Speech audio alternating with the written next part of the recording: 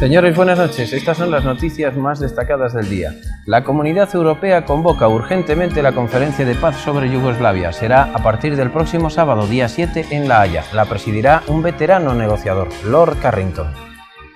La comunidad reacciona así porque el tiempo apremia y la situación se agrava por momentos. El alto el fuego no es efectivo, los combates se han recrudecido. Hoy murieron más de 50 personas, mientras la población civil croata ha comenzado una huida masiva de los ataques del ejército federal. Gorbachov se declara a favor del principio de voluntariedad de las repúblicas para su ingreso en la nueva Unión y reitera que la cuestión prioritaria es la conservación del Estado. Yeltsin dice que confía ahora en Gorbachov más que hace 3 semanas. España no es la URSS ni Yugoslavia. España es una realidad democrática sólida en la que Cataluña reclama el reconocimiento pleno dentro del Estado de las autonomías. Palabras de Pujol, que defendió el nacionalismo catalán y condicionó la convocatoria de las elecciones a la negociación sobre la financiación autonómica con el gobierno. Y después, en punto de vista, la Declaración de los 11, el embrión del nuevo Estado soviético, una unión de repúblicas soberanas por las que luchan unidos Gorbachov y Yeltsin. Asumen papeles complementarios, responsabilidades compartidas en este proyecto de mantenimiento de la unión política y económica. De la nueva unión, de ese proyecto hablaremos hoy en Punto de Vista con Antonio Elorza, catedrático de Historia del Pensamiento Político en la Universidad Complutense en Madrid. En directo hoy en el estudio de Diario Noche. We have decided, in connection with what was decided on the 27th of August, to convene a Yugoslavia conference next Saturday in the Peace Palace here in The Hague. Esa imagen que ven y esta otra que están viendo ahora se producían a la vez, al mismo tiempo, mientras el ministro de Exteriores de Holanda anunciaba de esa forma el inicio de la conferencia de paz el próximo 7, los combates no cesaban en el país balcánico. La artillería y aviones del ejército federal han bombardeado durante varias horas las ciudades croatas de Vukovar y Burovo Naseli. El alto el fuego, firmado por todas las partes implicadas en este conflicto, no es efectivo y serbios y croatas se acusan mutuamente de no respetarlo. Las instituciones federales y los presidentes de las 6 repúblicas yugoslavas asistirán a la conferencia de paz que será presidida por Lord Carrington. La Comunidad Europea, que ha convertido a Yugoslavia en su primera preocupación, da a la conferencia de paz el carácter de muy urgente. La situación, desde luego, no mejora a pesar de los sucesivos acuerdos de alto el fuego. Los combates tuvieron hoy una intensidad mayor que en días anteriores y ese vigor de los enfrentamientos debilita el acuerdo de alto el fuego firmado en la madrugada de ayer. Las calles de algunas poblaciones croatas parecen lugares fantasmas en los que solo se escucha el sonido de las sirenas y de los disparos. La población civil conoce ya el miedo y la angustia de los refugios y de los bombardeos aéreos. La Conferencia de Seguridad y Cooperación Europea, que apoya los esfuerzos de paz de la CE, ha subrayado hoy su rechazo a toda modificación territorial conseguida mediante la fuerza y ha pedido el respeto riguroso del alto el fuego. Este es el hombre que va a presidir la conferencia de paz sobre Yugoslavia. Es Lord Carrington, que ha sido secretario general de la OTAN y ministro de Defensa y Asuntos Exteriores del Reino Unido. Presidió la conferencia de paz de Rhodesia y fue propuesto hace pocos meses para presidir un foro de paz sobre el Ulster que no tuvo luego continuidad. La conferencia de paz convocada por la comunidad tiene como objetivo encontrar una salida pacífica a las aspiraciones contradictorias de los distintos pueblos yugoslavos. Según varios portavoces comunitarios, la conferencia seguirá adelante incluso si el alto el fuego sigue sin respetarse. El riesgo que hay es que se llegue a una situación en la cual ellos mismos no vengan a la conferencia. Uno de los objetivos de la conferencia de paz es, cómo se articula políticamente los nuevos estados que surjan o el nuevo orden jurídico, podríamos decir, que surja.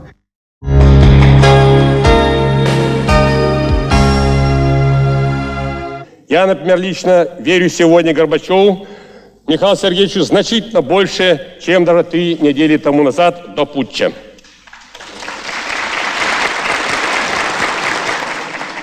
В новых условиях смысл существования союзных органов в согласовании и координации действий республик, а не в раздаче команд и директив. Aplausos para Boris Yeltsin, como veían y como han escuchado, cuando decía que ahora confía más en Mikhail Gorbachev que antes del golpe. Gorbachev ha recuperado plenamente el protagonismo. Hoy ha logrado un nuevo y sorprendente compromiso para satisfacer las aspiraciones de las repúblicas, reconociéndoles el derecho a separarse de la Unión o bien a mantenerse dentro de las condiciones que ellas mismas propongan. El presidente Gorbachev y el líder ruso Boris Yeltsin presidiendo juntos el Congreso de Diputados es la imagen de su nueva alianza. Juntos, los dos hombres que más mandan en la URSS están comprometidos en el diseño de la nueva relación entre las repúblicas soviéticas, ahora que la vieja Unión es un cadáver político. Gorbachev es consciente de que la única fórmula para salvar algo de la vieja Unión es reconociendo la independencia de las repúblicas, y hoy ha declarado que la cuestión prioritaria es la conservación del Estado. Para ello, Gorbachev se ha declarado dispuesto a dar libertad a las repúblicas para que elijan su participación en la nueva Unión y la forma en que van a hacerlo. La declarada coincidencia de Boris Yeltsin con estos criterios es importante porque preside la república más grande y rica. Precisamente por eso ha conjurado el temor de las demás a ser absorbidas por Rusia, asegurando que todos los miembros de la nueva Unión tendrán igualdad de derechos. En estas condiciones, una república tras otra han hecho saber que están dispuestas a unirse para coordinar su economía, tener un ejército único y un control central de las armas nucleares. Hoy mismo el gobierno provisional de la Unión Soviética ha hecho saber que casi todas las repúblicas que hasta ahora formaban la Unión Soviética están dispuestas a firmar muy pronto un acuerdo económico, un acuerdo que está inspirado en la Comunidad Europea. Enfrentamientos en Tiflis, la capital de la República de Georgia. Imágenes tomadas por un aficionado que muestran esos enfrentamientos entre la policía y grupos de manifestantes.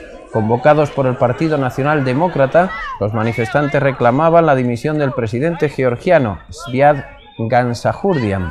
Le acusan de haber mantenido una actitud ambigua durante el reciente golpe de Estado y también de mostrar tendencias dictatoriales. La protesta antigubernamental degeneró en choques violentos. La policía se empleó con dureza para reprimir a los manifestantes, como ven. El presidente de Georgia, por su parte, ha calificado a los dirigentes del Partido Nacional Demócrata y del Frente Popular, dos grupos de oposición, de agentes del Kremlin. En esta situación. No es una cosa, Pujol habló hoy de nacionalismo. Dijo que la efervescencia nacionalista en los países del este no le harán modificar sus planteamientos respecto a las relaciones de Cataluña con el resto de España. Una sólida realidad democrática, en palabras del presidente de la Generalitat. Jordi Pujol ha dejado claro que Cataluña debe defender sus derechos como nacionalidad, pero sin olvidar el contexto histórico y político de la España de las autonomías. El presidente de la Generalitat ha dicho que España es una realidad sólida, un país democrático que funciona y que va a más, pero que aún no ha resuelto la cuestión de las nacionalidades. És un país que ha fet un esforç insuficient, al nostre entendre, però que encara el pot fer més, i aquí estem. Ara sí, això sí que tornem a parlar de les nostres coses, doncs per mirar de trobar una solució al problema de que dintre d'Espanya hi hagin diverses nacions. Jordi Pujol ha pedido que se tome en serio a Cataluña, dando plenitud a sus competencias, reconociendo que la Generalitat es la institución principal del Estado en esta comunidad y mejorando la situación de la lengua y la cultura catalanas. Pero según Pujol, la clave está en la financiación autonómica, hasta el punto que ha anunciado un posible adelanto de las elecciones en Cataluña si no prosperan las negociaciones con el gobierno central. Todo lo que se diga sobre una entrevista con Fidel Castro es pura fantasía. Son palabras textuales del presidente de la Conferencia Episcopal, Ángel Suquía, que esta tarde emprendió viaje a Cuba acompañado de 4 obispos españoles. Sin embargo, Suquía, y lo ven, afirmó a continuación que la genialidad de Fidel, dijo textualmente, puede hacer posible un encuentro fuera de programa. La delegación de la Conferencia Episcopal Española, que debe estar a punto de llegar a Cuba, si no lo ha hecho ya, tiene como principal objetivo contactar con la comunidad católica de la isla. Los últimos acontecimientos de la URSS y la crisis que vive el régimen castrista han concedido relevancia a esta visita de los prelados españoles. La Audiencia Nacional ha decretado el ingreso en prisión de 3 presuntos miembros del Comando Donosti de ETA, desarticulado por la Policía Autónoma Vasca el pasado jueves. Otras 3 personas aún permanecen detenidas en dependencias policiales. La Ertzaintza ha mostrado esta tarde el armamento y el material intervenido, del que destacan 4 pistolas, un subfusil y un explosivo. El gobierno vasco se va a querellar contra los dirigentes de Herri Batasuna, que calificaron de asesinato y emboscada a la acción policial, en la que resultaron muertos un ertzaina y un supuesto miembro del Comando Etarra. En cuanto al Comando Donosti y la muerte de 3 de sus integrantes el pasado mes de agosto, también hay novedades. El Gobierno Civil de Guipúzcoa ha remitido a la Fiscalía de San Sebastián las declaraciones de los responsables de HB, que criticaron gravemente la actuación de la Guardia Civil. El INI, el Instituto Nacional de Industria, va a dividirse en 2 grupos de empresas. Uno estará formado por las que son rentables y otro por las que resultan deficitarias. La reorganización del holding público quedará concluida a finales del año 92. El INI puede volver a tener pérdidas este año después de 3 ejercicios de beneficios. Esta situación obliga a reorganizar las más de 40 empresas que forman el mayor grupo público industrial. El presidente del INI, Javier Salas, ha anunciado hoy el nuevo plan, que consistirá en dividir las empresas en 2 grupos. En uno se integrarán las que son rentables y, por tanto, no necesitarán aportaciones del Estado. El otro grupo estará formado por las empresas que tienen que seguir dependiendo del dinero público. El nuevo plan del INI contempla también la creación y compra de nuevas empresas con la venta de otras, así como la concentración de negocios. El secretario de Estado de Industria, Álvaro Espina, ha confirmado a Televisión que el proyecto podría estar ultimado el próximo año y podría incluirse en los presupuestos del Estado para el 92.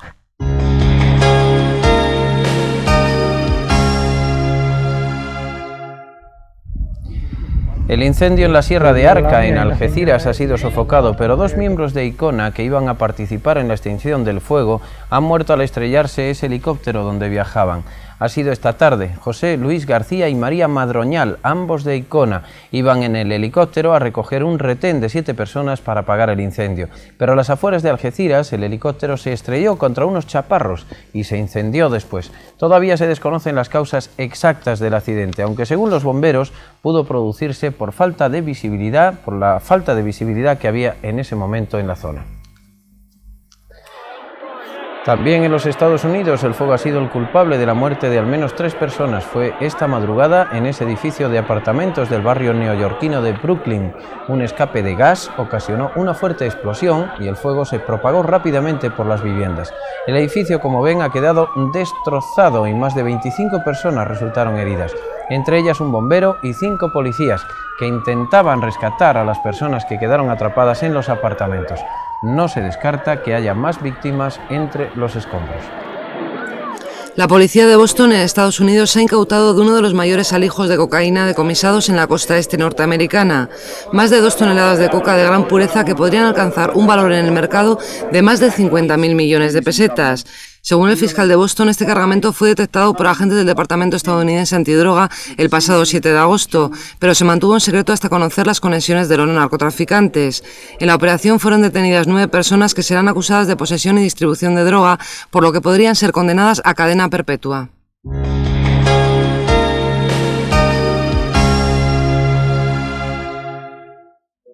Los primeros ministros de China, Li Peng, y de Gran Bretaña, John Major, firman en Pekín un acuerdo para la construcción de un aeropuerto en Hong Kong, la colonia británica que pasará a soberanía china en junio del año 97. Major aprovechó su estancia en Pekín para exponer a Li Peng su preocupación por la situación de los derechos humanos en China. Varias organizaciones humanitarias, entre ellas Amnistía Internacional, informaron a Major antes de su viaje de la situación en el Tíbet y de la detención de personas por ejercer su derecho a la libertad de expresión, entre ellos los participantes en la primavera de Pekín en el año del 89. El presidente del Congreso Nacional Africano, Nelson Mandela, visitó a 3 miembros de la extrema derecha blanca que mantienen una huelga de hambre desde hace 2 meses. Están ingresados en un hospital de Pretoria. Los 3 extremistas, detenidos por cometer varios atentados, se niegan a comparecer ante la justicia, ya que consideran que sus actuaciones tenían carácter político. Según distintas fuentes, los 3 detenidos habrían trabajado para los servicios de inteligencia militar sudafricanos. Mandela ha pedido hoy mismo al presidente de Sudáfrica, de Klerk, la liberación de los extremistas por razones humanitarias, una petición que ha sido rechazada por el gobierno sudafricano. Y ese es el Cementerio General de Santiago de Chile. 18 años después del golpe militar que encabezó el general Pinochet, aparecen un centenar de tumbas con restos de unas 130 personas asesinadas por los servicios de seguridad entre septiembre y diciembre del 73, primeros meses del régimen militar. En una de las tumbas han aparecido los restos del fundador del movimiento de izquierda revolucionaria, Juan Bautista Van Schouen, que han sido identificados por su esposa. Van Schouen había desaparecido en diciembre del 73. Pinochet ha comentado que estos descubrimientos representan para él una sorpresa y expresó su felicitación a los que denominó como buscadores de cadáveres. Unos comentarios que el gobierno chileno ha calificado de crueles y ofensivos para la sensibilidad del país.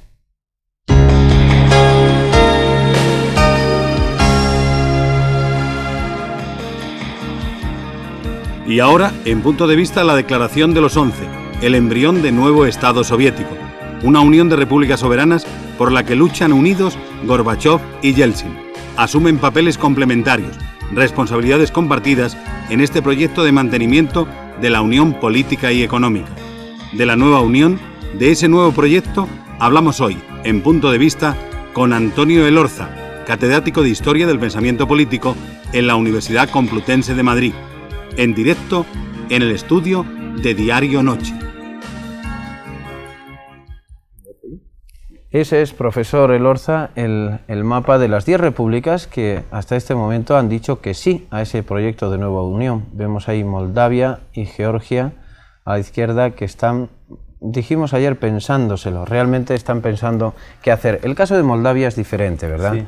Sí, yo creo que en el mosaico soviético había dos casos, 2 y medio, completamente separados del resto y por lo tanto que, según he dicho yo alguna vez, mejor era soltar lastre que quedarse con un problema que acababa pudriendo el conjunto. Uno era Moldavia, ¿no? Uno era el de las 3 repúblicas bálticas y el segundo era Moldavia, que también es el fruto del expansionismo de Stalin y que situaba dentro de la Unión Soviética no ya una nacionalidad, sino una parte de Rumanía. Entonces, la mayor parte de Moldavia es de la población es de origen rumano, la bandera que me parece que han cogido es la bandera rumana. Rumanía les ha reconocido. Rumanía les ha reconocido y prácticamente yo creo que el único problema para volver a Rumanía es la situación poco apetecible de Rumanía, los tremendos problemas económicos que esto plantearía. Ahora, lo demás yo creo que está en su sitio. Georgia...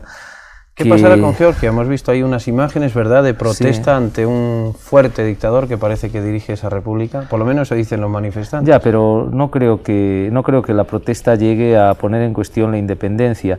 Lo que ocurre es que si el nuevo mecanismo respeta la soberanía de las repúblicas y crea una unidad de mercado, esta es la gran solución para Georgia, por ejemplo, ¿dónde va a colocar sus producciones agrícolas si se encuentra cercada con Turquía al sur? Es decir, que en términos económicos la nueva unión es muy favorable para Georgia.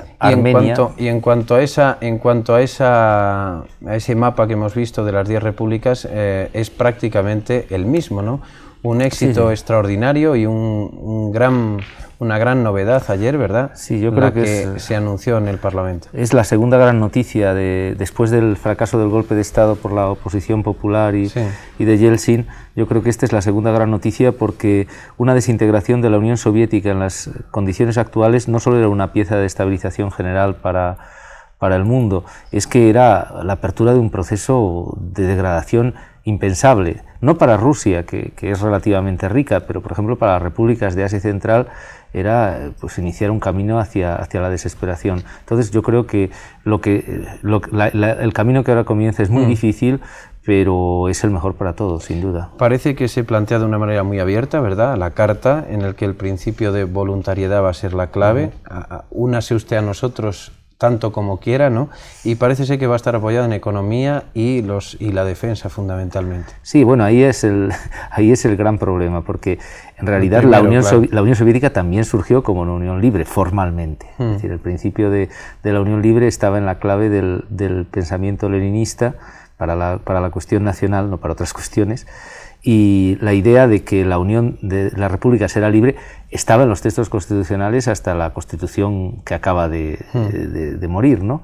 Lo que ocurre es que en la realidad pues el partido pues era una fuerza que convertía esa unión, según me parece que era el artículo 76 que decía en la Constitución vigente hasta hoy que cada república era soberana. Es decir, que incluso podía tener relaciones exteriores con otros países. Claro, bandera, himno, constitución, es decir, que en principio ya la constitución anterior era una constitución tremendamente abierta. Lo que ocurría es que, claro, en la medida en que un solo partido unificaba el espacio soviético, este principio de independencia o de soberanía era formal. Ahora parece que se va hacia una construcción confederal desde unos supuestos democráticos y muy conscientes, por las imágenes que nos llegan, que yo creo que pueden favorecer mucho las cosas, salvo en un obstáculo, claro, el obstáculo no de la construcción del espacio económico, que aquí están todos de acuerdo. El problema es cómo pagar al Estado que está ahí. Claro, es decir, el problema es una fase constituyente además en la que van a tener muy poco tiempo, porque sí, los 6 o 7 ciudadanos van meses. a esperar rapidísimamente algún tipo de respuestas después de este otro intento de Gorbachov. Claro. Sí, porque el problema está en que el golpe ha sido un salto adelante decisivo en la conciencia democrática de la Unión Soviética. Yo creo que marca un corte en la historia, que con un poco de suerte va a ser un corte mejor y más fuerte que el de la Revolución del 17, pero tiene el problema de que en la Unión Soviética no hay nada, y que el golpe ha cortado unas relaciones, por ejemplo la del mercado coljosiano, que eran increíbles, o sea que un señor se iba con unos pollos o con unas uvas desde el Cáucaso hasta Moscú. Entonces este tipo de relaciones parece que se han cortado y que el abastecimiento está peor que nunca.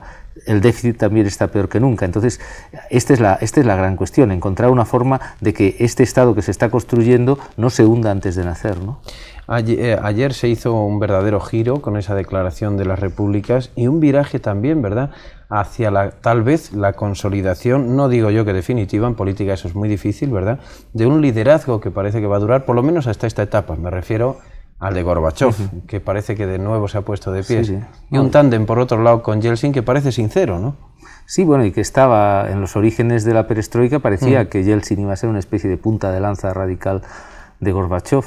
Yo creo que en el caso de Gorbachov esto probaría lo bien que se funciona sin partido comunista. Sí. Es decir, que el hecho de que Gorbachov pues, tuviera una brillantísima política internacional y una política de interior llena de contradicciones, de límites y de estrangulamientos, debida en gran parte al peso que sobre él ejercía el vértice del partido, de la nomenclatura, pues casi nos hacía encontrarnos ante dos hombres, el estupendo Gorbachov de la política exterior, el de los abrazos en la Complutense y en la Autónoma cuando les hicieron rector, y el que el pueblo de Madrid se volcaba, y luego el que el pueblo de Moscú pues prácticamente despreciaba, diciendo este tipo pues sería un estupendo Nobel de la Paz, pero desde luego de Nobel de la Economía para nosotros no lo es. Entonces la cuestión es que parece que ahora Gorbachov, tras las tremendas vacilaciones, pero esto también es hermoso que un hombre tenga vacilaciones, de su regreso, pues vuelve a recuperar esa capacidad, esa imaginación, que yo creo que es una cosa que muy pocos políticos tienen en el siglo y que él ha tenido.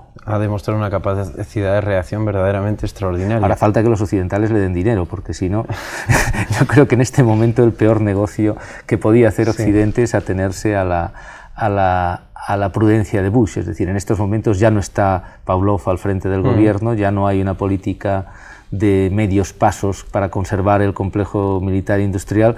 Ahora hay una política de reformas radicales, pero que necesita ser sostenida, y esta es la cuestión. En cambio, ahora que ha mencionado a Bush, ayer subrayamos en el Informativos, no de manera editorial porque no lo solemos hacer, pero bueno, ahora aquí conversando sí se pueden decir algunas palabras más que la mera información. Hay que ver cómo Estados Unidos, y en especial Bush, por tanto que dirige su política, ha llevado el reconocimiento de las Bálticas. Ha esperado escrupulosísimamente hasta el momento en que ha visto que había una salida, que Gorbachov estaba al frente, y entonces ha dicho sí.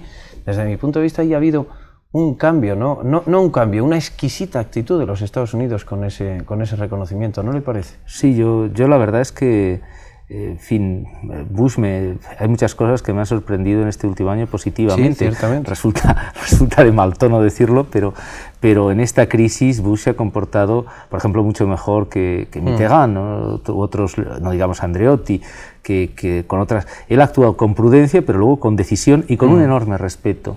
Yo creo que esto es capital. Salvo en una declaración en que pidió la independencia de las Bálticas, adelantándose un poco de forma inútil, en el resto yo creo que el comportamiento último de Bush es una excelente muestra de cómo puede surgir un nuevo orden internacional, no porque Estados Unidos dirija los movimientos de todos, sino porque las grandes potencias comiencen a respetarse y a darse cuenta de que estamos en un juego de suma positiva, es decir, donde no hace falta que el otro pierda para ganar uno, sino de que el mundo puede ganar por ambos lados. Efectivamente, y parece que el entendimiento va de verdad. Queda una cosa nada más pendiente, le pediré un segundo nada más. ¿Cree que se ha hecho realmente el Congreso de los Diputados del Pueblo el harakiri de verdad? Todavía queda un día o dos de esa reunión, pero realmente no hay fuerzas en contra en este momento. ¿Cree que va a salir la situación? Bueno, yo creo que no estarán muy contentos los que ahí están, ¿no? Pero yo creo que la ventaja de la disciplina comunista es que cuando está descerebrada es incapaz de oposición. Estos hombres ahora saben que muchos de ellos saben que cualquier oposición suya en que fallasen el paso significaría su muerte política e incluso la apertura de procesos de responsabilidades. Yo creo que, insisto, el gran obstáculo en estos momentos es el trágico desfase entre la positividad de los proyectos políticos y de la marcha de la política y una situación económica que en estos momentos requiere una enorme inyección de apoyo a la Unión Soviética. Profesor Elorza, muchas gracias por venir a comentar esa declaración de los 11 y lo que puede ocurrir. Muchas gracias. Buenas noches.